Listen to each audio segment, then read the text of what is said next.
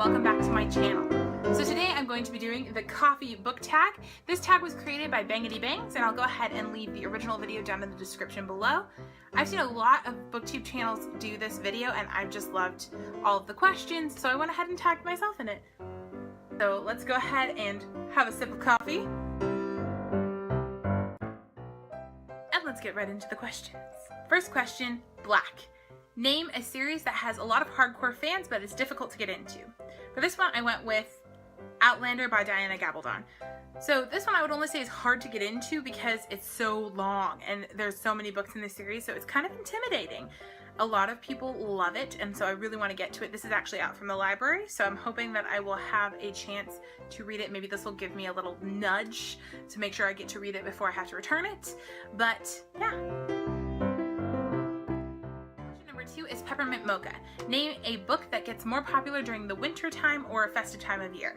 So everyone has been going with Harry Potter for this one, and that would have been my choice. So I went ahead and said that's a given. It's Harry Potter for sure, but I'm gonna go ahead and add another one into the mix, and this one is The Lion, the Witch, and the Wardrobe by C.S. Lewis. Specifically this one of the Chronicles of Narnia because it does have winter in it. I mean, like eternal snow, everything is covered in snow, and you've got Santa Claus finally comes back after forever. It's just a great book during the holiday season, so. Question number 3 is Hot Chocolate. What is your favorite children's book? And for that one, I have to go with The Little Princess by Frances Hodgson Burnett.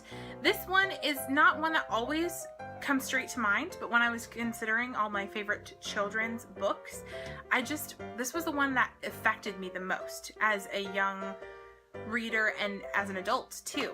I really enjoy her character of Sarah and how she deals with the things she goes through in this book. So yes, I'll have to go this one. Double Shot of Espresso. Name a book that kept you on the edge of your seat from start to finish.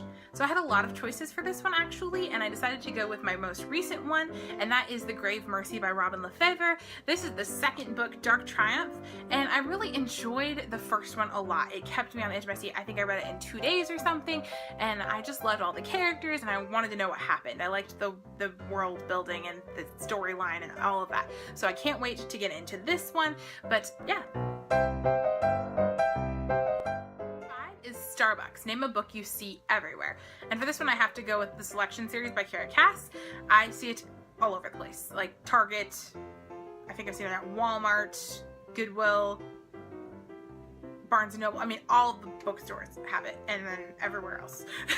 So that one is the one I see everywhere. Question number 6 is Hipster Coffee Shop. Give an indie author a shout out, and I'm gonna go ahead and shout out to Chanda Han. She's the one who wrote the Unenchanted series, and I got this for free on the Nook for Barnes & Noble, and I really love it. This series follows a girl who is descended from the Grimm's brothers, who wrote the fairy tales. Well, they actually wrote what was really happening. These were true fairy tales in another realm, and so when they crossed over to that realm and crossed back, they were cursed by these creatures that lived in the other realm, and they were cursed to have to live through all the fairy tales that they had written about. So none of them have survived, and it has also killed this girl's father, and she is the next in line. They spent her whole life running from the fairy tales, trying to make sure that they never found her, and they've found her now.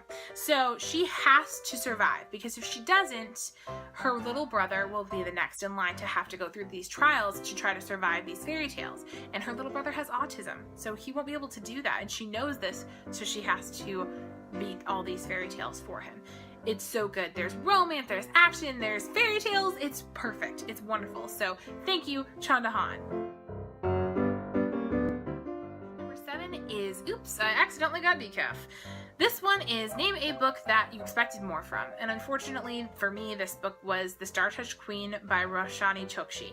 I'm not going to say too much about it just because I don't want to influence you too much on reading it, but I will say that it had a lot of beautiful writing, flowery, lovely, picturesque imagery. It was very beautifully written, but I didn't care about any of the characters more than halfway through the book. Like, more than halfway through, I was like, I don't really care what happens to you.